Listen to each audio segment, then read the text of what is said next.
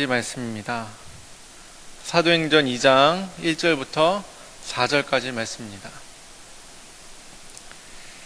한 절씩 나눠서 교독하도록 하겠습니다. 오순절 날이 이미 이름에 그들이 다 같이 한 곳에 모였더니 하고 강한 바람 소리가 있어 마치 불의 갈라지는 것들이 그들에게 보여 각 사람 위에 하나씩 임하여 있더니 그들이 다 성령의 충만함을 받고 성령이 말하게 하심을 따라 다른 언어들로 말하기를 시작하니라. 아멘. 전도 중심적인 수요 예배인데 성령에 대해서 계속 찬송도 하고 특송도 그렇고 오늘 제목도 성령에 대한 이야기를 하게 됐습니다. 그런데 제가 이렇게 수요일에는 전도 그리고 금요일에는 성령에 대한 설교를 하다 보니까 이 둘을 뗄래야 뗄 수 없다라는 것을 점점 고백할 수밖에 없습니다. 오늘은 성령께서 하시는 일이라는 제목으로 사도행전 2장 1절부터 4절까지 말씀을 나누려고 하는데요. 오늘 방금 읽었었던 그 말씀은 혹시 기억하실는지 모르겠지만 2주 전에 금요 성령 기도회 때 나눴던 말씀입니다. 예수님은 십자가에서 우리의 죄를 대신하여서 돌아가셨다가 사흘 만에 부활을 하셨습니다. 그리고 그 부활하신 육체로 40일 동안 제자들과 함께 머무셨습니다. 주님은 왜 바로 하늘로 승천하지 않으시고 40일 동안이나 제자들과 함께 계셔야만 했을까요? 주님은 사실 부활하신 후에 바로 하늘로 승천하셨어도 아무런 문제가 없었을 것입니다. 왜냐하면 죽었다가 영생의 몸으로 다시 부활하신 것 그것만으로도 예수님이 그리스도이시고 하나님의 아들이시라는 그 사실이 아주 분명하게 증명이 되기 때문이죠. 그런데 예수님은 바로 하늘로 승천하지 않으시고 그것도 무려 40일간이나 제자들과 함께 계셨습니다. 왜 그러셨을까요? 그것은 부활하신 주님께서 40일 동안 무언가 반드시 하셔야 할 일이 있었기 때문입니다. 예수님이 정말 하나님의 아들, 그리스도라는 사실을 제자들이 확실하게 안 상태에서 가르쳐야 할 것이 있으셨기 때문입니다. 예를 들면 이런 거예요. 제가 스마트폰으로 유튜브를 보다가 한 식당에서 어떤 중년 남성이 인터뷰를 하는 영상을 봤습니다. 그런데 그 인터뷰 내용은 그 남성이 자기가 성공한 이야기에 대해서 이렇게 해주는 거예요. 그런데 딱 보기에는 그 사람이 뭔가 되게 윤기가 잘잘 흐르거나 옷을 되게 부티나게 입거나 뭐 그렇게 입지 않고 그냥 머리도 좀 헝클어지고 옷도 그냥 반팔에다가 반바지 차림에 그냥 되게 편한 차림으로 식당에 앉아가지고 자기가 부자가 된 습관에 대해서 이야기를 해주는데 속으로 이런 생각이 들었습니다. 아니 부자가 되는 습관은 부자가 얘기를 해줘야 되는 건 아닌가? 겉보기에는 뭐 대단한 사람 같지도 않은데 어떻게 이런 사람이 자기가 성공한 이야기를 해준다고 지금 인터뷰를 하고 있나? 속으로 이런 생각이 들었는데 무슨 얘기를 하는지 한번 드러나 보자 하고 한번 이야기를 들었습니다. 뭐 대충 들었겠죠. 이 사람이 누군지 정확하게 알지 못한 채 이 사람이 부자가 되는 방법에 대해서 설명을 해준다고 하니까 신뢰가 가지 않은 거죠. 그런데 이야기를 계속 듣다 보니까 이 사람이 빈털터리로 미국에 갔다가 아주 고생하다가 사업을 하게 됐는데 자수성가하게 된 부자라는 걸 나중에 알게 됐습니다. 그런데 부자도 보통 부자가 아니라 이 사람이 운영하는 기업의 자산이 1조 원에다가 자기가 가지고 있는 개인 자산이 4천억 원 이상인 그런 부자 중에서도 부자, 슈퍼리치였던 거죠. 그리고 이 사람의 별명이 있는데 뭐냐면 사장들의 사장들을 가르치는 사장이었습니다. 그 이야기를 영상의 마지막 부분에 안 거예요. 처음부터 알려줬으면 아주 귀를 쫑긋하고 들었을 텐데 그 마지막에 알게 되니까 어떻게 했냐면 제가 처음부터 다시 들었습니다. 다시 들으면서 이 사람이 한 얘기가 뭔지 막 필기를 하면서 적게 된 거죠. 솔직히 그 사람이 한 얘기는 뻔한 얘기이고 다 알던 얘기인데 그 사람이 그렇게 엄청나게 많은 자수성가한 부자라는 이야기를 들으니까 막 귀에 쏙쏙 박히고 새로운 얘기처럼 들리는 거예요. 이런 겁니다. 내가 이 사람의 정체를 어떻게 인식하느냐에 따라서 그 사람이 하는 말의 무게가 완전히 달라지는 거예요. 제가 부자가 되는 강의를 만약에 했다 그러면 유튜브에 조회수가 굉장히 안 나왔겠죠. 저는 부자가 아니니까. 그런데 그런 엄청난 부자가, 그것도 자수성가한 부자가 자기가 어떻게 부자가 됐는지를 설명해 주니까 많은 사람들이 그 사람을 신뢰하게 되고 그 사람의 말은 거의 진리처럼 따르게 되는 겁니다. 부활하셔서 참으로 하나님의 아들이자 그리스도로 이제 증명되신 예수님께서 제자들에게 말씀을 이제 전하실 때 그 말씀은 제자들에게 굉장한 무게로 다가왔을 거예요. 예전에도 제자들과 함께 예수님이 늘 계셨지만 그때 들었던 메시지와는 또 새롭게 메시지가 다가왔을 거고 훨씬 무겁게 그 말씀이 다가왔을 거고 더 강력한 메시지로 제자들에게 다가왔을 겁니다. 그 부활하신 주님께서 이제 승천하시기 전에, 제자들과 이제 헤어지기 전에 말씀을 하시는데, 그러면 그 말씀이 얼마나 중요한 말씀이겠어요. 이제 제자들과 이제 헤어져야 되는데 뭐 시시껄렁한 이야기 하지 않으셨겠죠. 굉장히 중요한 말씀을 하셨겠죠. 그것은 다시 말하면 예수님이 하나님의 아들이시고 그리스도라는 사실만큼이나 그와 함께 제자들이 알아야 하고 믿어야 할 너무너무 중요한 말씀을 이때 가르치시고 계신 겁니다.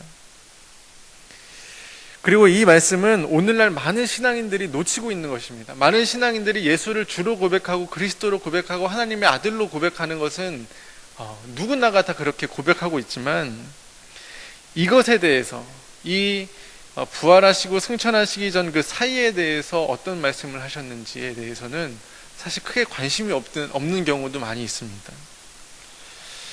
예수님께서 이때 무슨 말씀을 하셨을까요? 사도행전 1장 3절 말씀 한번 같이 보도록 하겠습니다. 보시면은 우리 함께 읽어보도록 하겠습니다. 시작. 그가 고난 받으신 후에 또한 그 많은 증거로 친히 살아계심을 나타내사 40일 동안 그들에게 보이시며 하나님 나라의 일을 말씀하시니라. 무엇에 대해서 가르치셨다고요? 하나님 나라의 일에 대해서 가르치셨다. 그런데 사실 이 하나님 나라에 대한 예수님 메시지는 뭔가 새롭거나 특별한 메시지는 아니었어요. 왜냐하면 예수님께서 공생의 기간 동안 하시는 사역과 메시지의 핵심이 늘 이 에 대한 것이었거든요. 이것을 늘 입에 달고 사셨습니다. 그래서 천국은 마치 이것과 같다. 천국은 마치 이것과 같아. 하늘나라는 이런 곳이다. 하나님의 나라는 이런 것이다. 이렇게 계속 말씀하시잖아요. 그리고 또한 주님께서 제자들에게 기도를 가르쳐 주실 때도 주기도문에서도 보면은 아버지의 나라가 오게 하시며 아버지의 뜻이 하늘에서와 같이 땅에서도 이루어지게 해달라는 그 하나님의 나라에 대한 기도를 가르쳐 주십니다. 그런데 예수님께서 이 제자들에게 가르쳐 주신 이 주기도문은요, 사실 그냥 우리가 그냥 기도할 때 기도하는 그냥 그런 기도문 이상의 의미가 있습니다. 그 당시에는 랍비를 따르는 많은 무리들이 있었는데 그 무리들마다 기도문을 하나씩 가지고 있었거든요.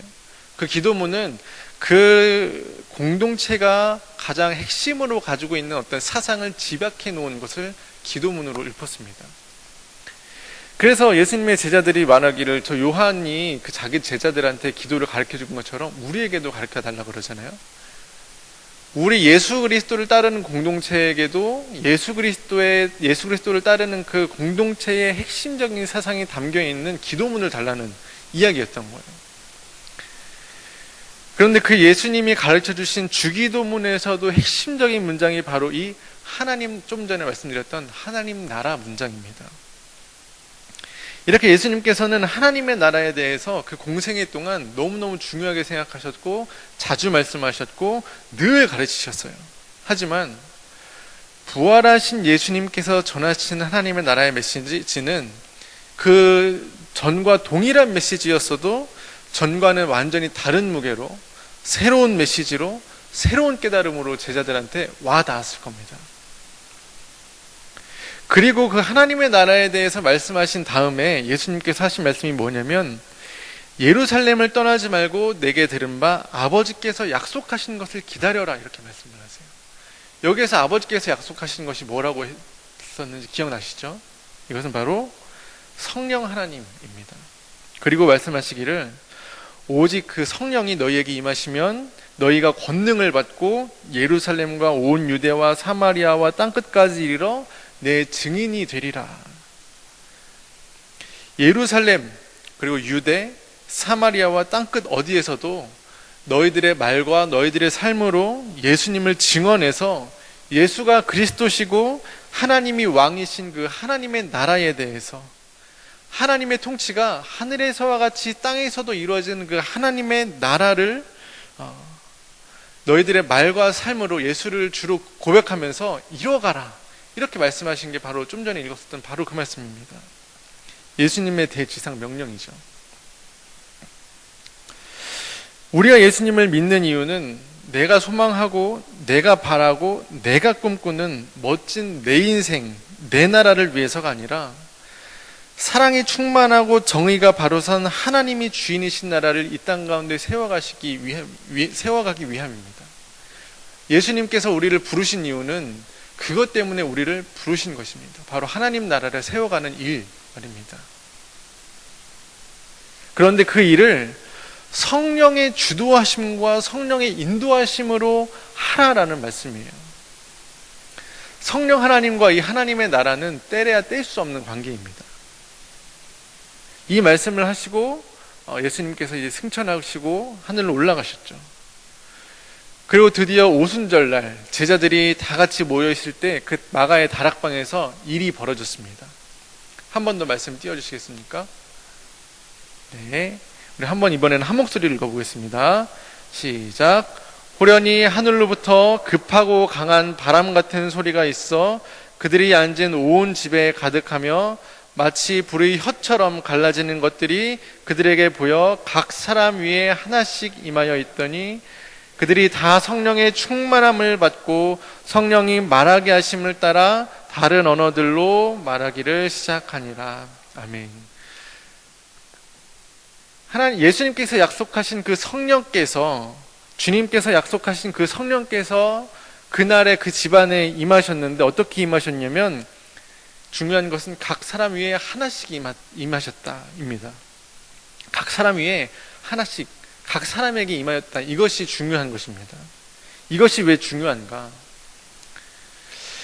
구약시대에도 성령 하나님께서 활동을 하셨는데, 그때는 그 당시에 특별한 환경에서 특별한 사람들에게만 임하셨습니다. 모든 사람에게 임한 것이 아니고요. 그래서 우리가 지난 말씀에서 요셉과 모세와 여호수아에 대해서, 성령께서 임하신 사건에 대해서 우리가 나눴었잖아요. 그런데 그들뿐만 아니라 여호수아 이후에 그 이스라엘을 이끌어가는 사사들에게 임하셨고, 또 그 사사들을 지나서 이스라엘의 왕들에게도 임하셨고, 그 왕정 시대에 그 왕들이 타락해 가니까 예언자와 선지자들에게 임하셔서 하나님의 나라를 회복하시길 계속 끊임없이 성령께서 역사하셨습니다. 다시 말씀드리자면 구약 시대에는 어떤 특별한 상황에 특별한 사람들한테만 이 성령 하나님께서 임하셨다는 거예요. 그리고 그들에게 항상 내주하시기보다는 특별한 상황에 임하셨다가 떠나기도 하시고, 때로는 그냥 지혜로 임하기도 하시고, 때로는 권능으로, 능력으로 임하기도 하시고, 그렇게 다양한 형태로 임하셔서 그들을 통해서 일을 하시다가 떠나기도 하시고, 그렇게 역사를 하셨죠. 그런데 오늘 우리가 읽은 본문 말씀에서 보면 그 특별한 사람들에게 임했던 성령 하나님께서 다락방에 모인 모든 제자들에게 각 사람 위에 하나씩 임했다라고 말씀하고 있는 겁니다. 그렇다고 해서 그 다락방에 임한 사람들한테만 성령께서 특별히 임했다, 그 사람들이 특별하다라는 이야기를 하는 것은 아닙니다. 이것은 예수님의 죽으심과 부활 사건 이후에 예수의 영이신 성령께서 이제는 각 사람 위에, 예수를 주와 그리스도로 고백하는 각 사람 위에 보편적으로 임하신다라는 사실을 말씀하는 것입니다. 그래서 이 각 사람 위에 임했다라는 것이 굉장히 특별한 이야기인 것이죠. 그리고 이제는 떠나지 않으시고 그들에게 내주하신다. 항상 그들과 함께 거하신다라고 말씀하고 있습니다. 이것은 어떻게 보면 이제 성령이 누구에게나 임했으니까, 보편적으로 임했으니까 마치 그 성령이 특별하지 않은 것처럼 느껴지실 수도 있는데, 그런 것이 아니라 뒤집어서 이야기하면 모든 성령을 받은 저와 여러분, 모든 사람들이 요셉과 모세와 여호수아와 사사들과 왕들과 예언자와 선지자들과 같은 특별한 사람이고, 여러분에게, 저와 여러분에게 특별한 지위가 부어졌다, 이렇게 이해하는 것이 옳습니다. 성령께서 내주하시는 바로 저와 여러분이 바로 그런 특별한 하나님의 사람으로, 특별한 지위를 가진 사람으로 하나님께서 그렇게 역사하신다라는 메시지인 겁니다. 여러분이 그렇게 중요한 존재라는 사실에 대해서 여러분 알고 계셨나요? 여러분에게 그렇게 특별한 지위가 부어졌다라는 것, 모든 예수를 믿는 자들에게, 바로 저와 여러분에게, 어떤 목회자들만 아니라 바로 여러분에게도 그 성령 하나님께서 특별한 지위를 부여하고 계시다는 사실을 여러분 알고 계셨나요? 여러분도 특별하다는 사실을 알고 계셨나요? 베드로가 이 사실을 증언합니다. 성령 감격 사건 이후에 바로 이어지는 베드로의 설교가 바로 이어지거든요. 그런데 그 베드로의 설교에 보면 유명한 요엘 선지자의 말씀을 인용합니다. 말씀 한번 같이 보겠습니다. 이번에도 한번 같이 한 목소리를 읽겠습니다. 시작. 이는 곧 선지자 요엘을 통하여 말씀하신 것이니, 일러스되 하나님이 말씀하시기를 말세에 내가 내 영을 모든 육체에 부어주리니 너희의 자녀들은 예언할 것이요 너희의 젊은이들은 환상을 보고 너희의 늙은이들은 꿈을 꾸리라. 그때 내가 내 영을 내 남종과 여종들에게 부어주리니 그들이 예언할 것이요. 아멘. 말세에 하나님께서 성령을 부어주시는데 모든 육체 만민에게 부어주신다라고 말씀하시면서 그 만민을 세분화합니다. 자녀들과 젊은이들과 늙은이들, 모든 세대에 임하실 것이고, 또한 남종뿐만 아니라 여종에게도 임하실 것이다. 남녀노소 지위구화를 막론하고 모든 자에게 하나님께서 영을 보편적으로 부어주실 것이다.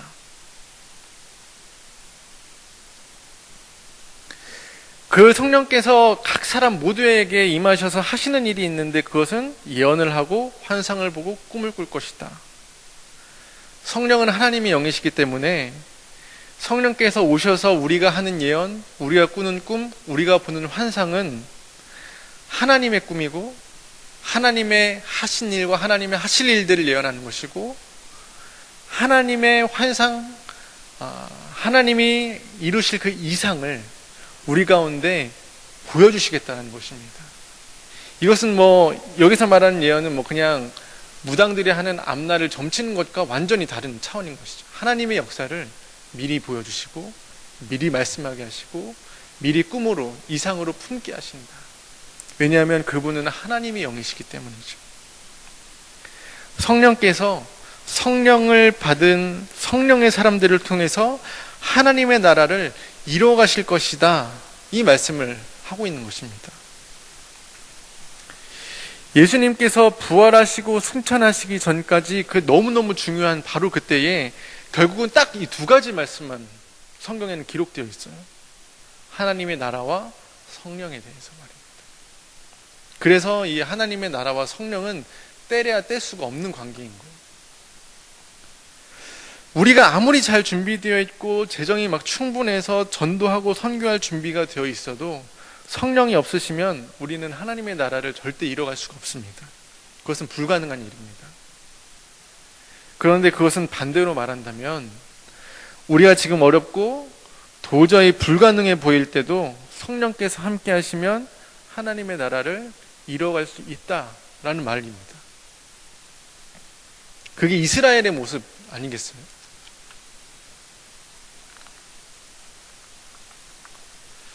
출애굽한 이스라엘에게 무슨 능력이 있어서 그들이 가나안 땅을 차지할 수 있었던 것인가요? 그들에게 어떤 강력한 무기나 수많은 군대나 아주 지혜로운 전략가가 있어서 그 가나안 땅을 차지하는 것인가요? 아까 말씀드렸듯이 하나님께서 이스라엘을 통해서 하나님의 나라를 이뤄가시는 모든 과정에서 요셉과 모세와 여호수아에게 또한 그 지도자들에게 성령으로 임하셨기 때문에 그것이 가능한 것이었습니다. 이스라엘은 아무런 능력도 무기도 재물도 지식도 아무것도 없었습니다. 하나님은 그런데 일부러 그런 이스라엘을 택하기도 하셨습니다. 그래서 하나님께서 하나님의 일은 인간적인 지혜나 인간적인 힘이나 인간적인 부유함으로 하는 것이 아니라 하나님 그분께서 직접 하신다. 이것을 말씀하시고 싶었던 거예요. 그래서 이 나라가 이스라엘 사람의 나라가 아니라 하나님의 나라다라는 것을 분명히 하시길 원하셨던 거예요. 우리가 만약에 아무것도 할 수 없다면 그것은 정말 그때가 하나님께서 하나님 되실 수 있는 때라는 사실을 우리는 더 믿음으로 받아야 합니다.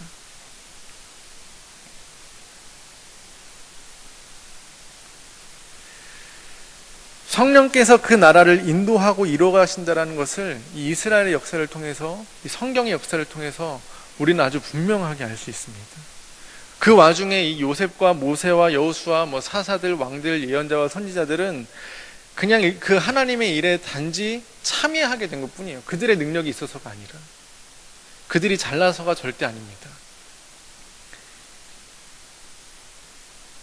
그런데 그 성령 하나님께서 이제는 저와 여러분 각 사람 모두에게 임하셨다는 거예요. 그것은 무엇을 의미할까요? 여러분을 통해서 이 땅에 하나님의 나라를 이뤄가실 텐데 여러분의 가진 것이 아닌 성령 하나님의 인도하심대로 여러분을 통해서 이 땅 가운데 하나님의 나라를 이뤄가시겠다라는 메시지입니다. 그런데 한 가지 필요한 게 있다면 믿음입니다. 하나님은 모든 성경을 통해서 우리에게 요구하시는 것이 딱 한 가지 있어요. 그것은 바로 믿음입니다. 하나님의 주되심에 대한 믿음. 오늘 설교의 제목이 뭐였었죠? 성령께서 하시는 일. 성령께서 저와 여러분에게 오셔서 하시는 일은 저와 여러분 각 사람을 통해서 하나님의 나라를 이루어 가시는 것입니다. 우리는 때로 성령의 오심에 대해서 오해를 해서 성령으로 기도하면, 아주 믿음으로 뜨겁게 기도하면 내가 바라는 소원들이 다 이루어지고 그것들이 다 성취될 것으로 믿고 그러는데, 성령과 믿음의 바른 방향은 하나님의 나라를, 나를 통해서 하나님의 나라를 이뤄가는 겁니다. 내 육체적인 욕심이나 내 인간적인 소망이나 내 바람에 응하는 것이 아니고요. 성경에서 그런 식으로 믿음과 성령을 설명한 곳은 단 한 군데도 없습니다. 그런 곳은 있죠. 병이 낫고 귀신이 쫓겨나고 죽은 자가 살아나는 그런 모든 일은 사실 한 개인의 소망이, 한 개인의 욕망이 현실이 되는 것이 아니라 하나님의 나라, 하나님이 다스리시고 하나님이 통치하시면 어떤 일들이 일어나는지, 그 죽음과 불가능과 아무것도 할 수 없는 질병과 사망에서도 하나님이 임하시면, 하나님이 통치하시고 하나님이 다스리시면 하나님의 나라가 이루어진다라는 것을 말씀하는 거예요. 하나님 나라의 도래, 하나님의 통치의 도래, 하나님의 다스림의 실제적인 그 도래를 그려내는 것입니다. 개인의 욕망과 개인의 소망의 성취가 아니고, 요셉과 모세와 여호수아와 사사들과 왕들과 그리고 그 망해가는 이스라엘과 그 유다의 회개와 심판을 선포한 예언자와 선지자들, 그리고 예수님, 그리고 그 예수님께서 이제는 교회와 모든 믿는 성도들에게 성령을 부어주십니다. 이 흐름이 보이시나요? 구약에서는 특별한 사람들에게 임했지만 아무에게나 임한 것은 아니고 하나님의 나라를 이뤄가는 하나님의 그 역사에 지도자들에게 성령께서 임하셨는데, 그런데 그 성령, 그 지도자들에게 임했던 성령이 이제는 저와 여러분 각 사람들에게 임하셨다. 그것은 저와 여러분이 하나님의 나라의 제사장이자 지도자이자 왕이자 예언자이고 선지자이다라는 말씀입니다. 그래서 베드로전서 2장 9절에 보면은 이렇게 말씀하고 있어요. 우리 한 목소리로 읽어볼까요? 시작. 그러나 너희는 택하신 족속이요 왕 같은 제사장들이요 거룩한 나라요 그의 소유가 된 백성이니 이는 너희를 어두운 데서 불러내어 그의 기이한 빛에 들어가게 하신 이의 아름다운 덕을 선포하게 하려 하심이라. 아멘. 하나님께서 지금 저와 여러분을 여러분의 삶의 지경, 가정과 직장과 어떤 맡은 교회의 부서와 또는 여러분이 소속되어 있는 친목 모임에 하나님의 나라를 세워가는 제사장으로, 왕으로, 하나님의 택하신 족속으로, 백성으로, 거룩한 나라로 여러분을 선택하셨다는 거예요. 거기에서 제사장의 역할을 해라. 거기에서 왕 같은 역할을 해라. 거기에서 예언자와 선지자의 역할을 해라. 그래서 하나님의 나라를 이뤄가라. 여러분의 각자의 삶의 자리에서 하나님의 나라를 이뤄가는 사명을 성령을 부어주시면서 함께 부어주신 것입니다. 우리는 모세처럼 혀가 뻣뻣하고 말을 잘 못할 수도 있습니다. 우리의 능력이 부족할 수도 있습니다. 그런데 그것은 불가능한 조건이 전혀 되지 못해요. 모세도 그랬잖아요. 저는 혀가 뻣뻣하고 말을 못합니다. 다른 사람을 보내십시오. 하지만 하나님께서 일부러 그를 택하셔서 하나님이 주되심에 대해서 선포하는 것입니다. 우리가 하는 것이 아니라 성령께서 하시고 그러므로 말미암아 그것은 우리의 나라가 아니라 하나님의 나라임을 밝히 보여주시기 위한 것입니다.